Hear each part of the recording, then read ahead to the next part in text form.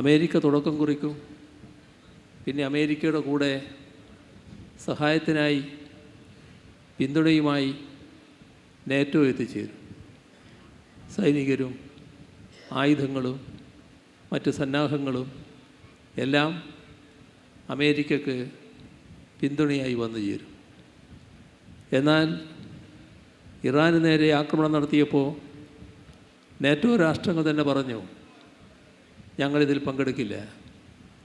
മാത്രമല്ല, നാറ്റോവിലെ അംഗരാഷ്ട്രങ്ങളെന്ന നിലക്ക് അമേരിക്കക്ക് ആ നാറ്റോ അംഗരാഷ്ട്രത്തിൻ്റെ വിമാനത്താവളങ്ങൾ ഉപയോഗിക്കാൻ അവകാശമുണ്ടാകും. സൈനിക ആവശ്യങ്ങൾക്ക് വേണ്ടി ഉപയോഗിക്കാം. യുദ്ധാവശ്യത്തിന് വേണ്ടി ഞങ്ങളുടെ ഭൂമി ഉപയോഗിക്കാൻ പറ്റില്ല എന്ന നിലപാട് അവരെടുത്തു. അത് അമേരിക്ക കാണിക്കുന്ന എല്ലാ അന്താരാഷ്ട്ര മര്യാദകളും ലംഘിച്ചുള്ള ആക്രമണത്തോടുള്ള വിയോജിപ്പ് തന്നെയായിരുന്നു. നാറ്റോ രാഷ്ട്രങ്ങൾ മാത്രമല്ല, ലോകത്തിലെ മറ്റു പല രാഷ്ട്രങ്ങളും അതിനെ എതിർക്കാനും വിമർശിക്കാനും തയ്യാറായി. അമേരിക്കയിൽ തന്നെ വൻതോതിലുള്ള ജനസഞ്ചയം അമേരിക്കയുടെ നിലപാടിൽ പ്രതിഷേധിച്ചുകൊണ്ട് തെരുവിലിറങ്ങുന്ന കാഴ്ച നാം കണ്ടു. ലോകത്താകെ അമേരിക്കൻ ആക്രമണത്തിനെതിരെ വലിയ തോതിലുള്ള പ്രതിഷേധം ഉയർന്നു വന്നു. ഈ കാര്യത്തിൽ മറ്റൊരു തരത്തിൽ വലിയ തോതിൽ ലജ്ജിക്കേണ്ടവരായി ഇന്ത്യക്കാർ വന്നു ഭവിച്ചിരിക്കുന്നു. കാരണം ഇന്ത്യ ഇത്തരം കാര്യങ്ങളിലെല്ലാം കൃത്യതയാർന്ന നിലപാടാണ് മുൻപ് സ്വീകരിച്ചിരുന്നത്. അത് തീർത്തും സാമ്രാജ്യത്വ വിരുദ്ധമായ നിലപാടായിരുന്നു. നമ്മുടെ രാഷ്ട്രം ചേരിചേരാ നയമാണ് നേരത്തെ അംഗീകരിച്ചിരുന്നെങ്കിലും ചേരിചേരാ നയത്തിൻ്റെ സത്ത സാമ്രാജ്യത്വ വിരുദ്ധമായിരുന്നു. അതുകൊണ്ട് തന്നെ ലോകത്താകെയുള്ള മൂന്നാം ലോക രാഷ്ട്രങ്ങൾക്ക്, സാമ്രാജ്യത്വ വിരുദ്ധ പോരാളികൾക്ക് ഇന്ത്യയുടെ ശബ്ദം അങ്ങേയറ്റം സ്വാഗതാർഹമായ ഒന്നായിരുന്നു. ലോകവേദികളിൽ ഇന്ത്യയുടെ ശബ്ദം ആ കാലത്ത് മുഴങ്ങിയിരുന്നു. പക്ഷേ ഇന്ന് നമ്മുടെ ശബ്ദം ആ തരത്തിലല്ല മുഴങ്ങുന്നത്. ഇപ്പോൾ പൂർണ്ണമായും അമേരിക്കക്ക് കീഴ്പ്പെട്ടുള്ള നയമാണ് നമ്മുടെ രാജ്യത്തെ ഗവൺമെൻറ് സ്വീകരിച്ചിട്ടുള്ളത്. ഇന്ത്യ ഗവൺമെൻറ് പൂർണ്ണമായും അമേരിക്കൻ വിധേയത്വം പ്രകടിപ്പിക്കുന്നു. അമേരിക്കയുടെ വിധേയത്വം മാത്രമല്ല, അമേരിക്കയുടെ ഒക്കെ ചങ്ങാതിയായി പ്രവർത്തിക്കുന്ന ഇസ്രയേൽ മറ്റൊരു അന്താരാഷ്ട്ര തെമ്മാടി രാഷ്ട്രമാണ്. ആ ഇസ്രയേലിനെ പൂർണ്ണമായി അംഗീകരിക്കുന്ന നിലപാടാണ് നമ്മുടെ ഇന്ത്യ ഗവൺമെൻറ് സ്വീകരിക്കുന്നത്. ഇന്ത്യ ലോകത്ത് പാലസ്തീനെ അംഗീകരിച്ച ആദ്യ രാഷ്ട്രങ്ങളിലൊന്നായിരുന്നു. പാലസ്തീനോടൊപ്പമായിരുന്നു എല്ലാ കാലത്തും നമ്മൾ. പാലസ്തീനെ പൂർണ്ണമായി പിന്താങ്ങുന്ന നിലയാണ് നാം സ്വീകരിച്ചിരുന്നത്. ഇന്ത്യയുടെ നയം അതായിരുന്നു. ഒരു ഘട്ടം വരെ പ്രവാസ ജീവിതം കഴിച്ച നിങ്ങൾക്കറിയാം, ഒരു ഘട്ടം വരെ ഇസ്രയേലുമായി യാതൊരു ബന്ധവും നമ്മുടെ രാജ്യത്തിനുണ്ടായിരുന്നില്ല.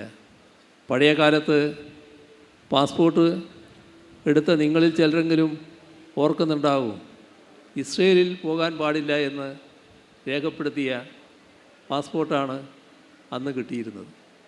അത്തരത്തിലുള്ള ഒരു രാഷ്ട്രം ഇന്ന് എത്ര വലിയ ഗതികേടിലാണ് എത്തിച്ചേർന്നതെന്നാണ് നോക്കേണ്ടത്. പൂർണ്ണമായി ഇസ്രയേലിനോടൊപ്പം നിൽക്കുന്നു. നമ്മുടെ രാജ്യത്ത് നിർമ്മിച്ച ആയുധങ്ങളടക്കം ഇസ്രയേലിന് ഉപയോഗിക്കാൻ കഴിയുന്നു. അതടക്കം പാലസ്തീനികൾക്ക് നേരെ ഉപയോഗിക്കുന്ന നില വന്നിരിക്കുന്നു. ഇങ്ങനെ എല്ലാം കൊണ്ടും ലജ്ജ കൊണ്ട് തലകുനിക്കേണ്ട അവസ്ഥയിലേക്ക് നമ്മുടെ രാജ്യത്തെ ജനങ്ങളെ, നമ്മുടെ രാജ്യത്തെ ഗവൺമെൻറ് എത്തിച്ചിരിക്കുന്നു. അമേരിക്കയുടെ സമ്മർദ്ദത്തിന് വഴങ്ങിക്കൊണ്ടാണ് ഇസ്രയേലുമായി ഇത്തരത്തിലുള്ള ബന്ധങ്ങൾ ഉണ്ടാകുന്നതെങ്കിലും ഇസ്രയേലും ഇന്നത്തെ ഭരണാധികാരികളും തമ്മിലുള്ള ഒരു ജൈവബന്ധമുണ്ട് എന്നത് നാം മറക്കാൻ പാടില്ല. അത് ഇസ്രയേലിലെ സിയോണിസ്റ്റുകൾ, ഇപ്പോൾ ഇന്ത്യ ഭരിക്കുന്ന BJPക്ക് നേതൃത്വം കൊടുക്കുന്ന RSS, ഇത് രണ്ടും ഇരട്ടപറ്റ സഹോദരങ്ങളെ പോലെയാണ്. രണ്ടു കൂരുടെയും നയം ഒന്നാണ്. അതിൻ്റെ ഭാഗമായി കൂടിയാണ് ഇത്തരത്തിൽ ഒരു നിലപാട് വരുന്നത്. ഇക്കാര്യത്തിൽ നമ്മുടെ രാജ്യത്ത് ഏറ്റവും അധികം ആശങ്ക പ്രവാസികളിലുണ്ടാകുന്നു. നമ്മുടെ കേരളത്തിൽ ആ ആശങ്ക വളരെ വലുതാണ്. അതിനനുസരിച്ചുള്ള ഒരു ഇടപെടൽ ഇന്ത്യ ഗവൺമെൻറ് ഭാഗത്തുണ്ടാകുന്നില്ല എന്നത് നാം കാണേണ്ടതായിട്ടുണ്ട്. ഇന്ത്യയുടെ ഈ സമീപനം തിരുത്തേണ്ടതാണ്. ഇത് സാമ്രാജ്യത്വ അനുകൂല നയമാണ്. ആക്രമണത്തെ പ്രോത്സാഹിപ്പിക്കുന്നതാണ്. അന്താരാഷ്ട്ര മര്യാദകൾ ലംഘിക്കുന്നതിന് പിന്തുണ നൽകുകയാണ്. ആ നയത്തിൽ നിന്ന് നാം പിൻവാങ്ങണം. പൂർണ്ണമായും അന്താരാഷ്ട്ര മര്യാദകൾ പാലിക്കുന്ന നിലപാട് ഏത് രാഷ്ട്രമായാലും അംഗീകരിക്കണമെന്ന നിലപാട് നമുക്ക് സ്വീകരിക്കാനാവണം.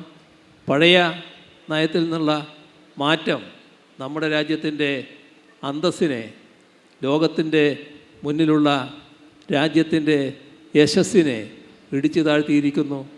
അത് തിരുത്തണം എന്നതാണ് ഇന്ന് നമ്മുടെ രാജ്യത്തെ ജനങ്ങളാകെ ആവശ്യപ്പെടുന്ന കാര്യം. അപ്പോൾ പ്രവാസികളുടെ കാര്യത്തിൽ വലിയ തോതിൽ ഇത്തരത്തിലുള്ള ഉത്കണ്ഠകൾ നിലനിൽക്കുന്നൊരു ഘട്ടത്തിൽ അതിനനുസരിച്ച് പെരുമാറാൻ ഇന്ത്യ ഗവൺമെൻറ്റിന് കഴിയുന്നില്ല എന്നത് നാം പ്രത്യേകമായി തന്നെ അടയാളപ്പെടുത്തേണ്ട കാര്യമാണ്. പ്രവാസികളുടെ കാര്യത്തിൽ ഇന്ത്യ ഗവൺമെൻറ് സ്വീകരിക്കുന്ന സമീപനം നോക്കിയാൽ, നേരത്തെ പ്രവാസികൾക്കൊരു വകുപ്പ് രാജ്യത്തുണ്ടായിരുന്നു. ആ വകുപ്പ് തന്നെ വേണ്ടെന്ന് വെച്ച ഒരു ഗവൺമെൻറ്റാണ് ഇന്ന് രാജ്യം ഭരിക്കുന്നത്. മാത്രമല്ല, പ്രവാസികളുടെ കാര്യത്തിൽ പ്രത്യേകമായൊരു നടപടിയും സ്വീകരിക്കുന്നില്ല. ഇവിടെ നിങ്ങൾ നേരത്തെ പ്രസ്താവിച്ചതുപോലെ നമ്മുടെ നാട് സ്വീകരിച്ച ഒട്ടേറെ നടപടികളുണ്ട്. ആ നടപടികളിൽ പലതും പ്രവാസികൾക്ക് വലിയ തോതിൽ പിന്തുണയായി വരുന്നതാണ്. അത്തരത്തിലുള്ള ഏതെങ്കിലും ഒരു നടപടി ഇന്ത്യ ഗവൺമെൻറ്റിൻ്റെ ഭാഗത്തു നിന്നുണ്ടാകുന്നില്ല. പ്രവാസികളെ ചേർത്ത് പിടിക്കാൻ ബാധ്യതപ്പെട്ട കേന്ദ്ര ഗവൺമെൻറ് ആ നിലപാട് സ്വീകരിക്കുന്നില്ല എന്നതാണ് കാണാൻ നമുക്ക് കഴിയുന്നത്.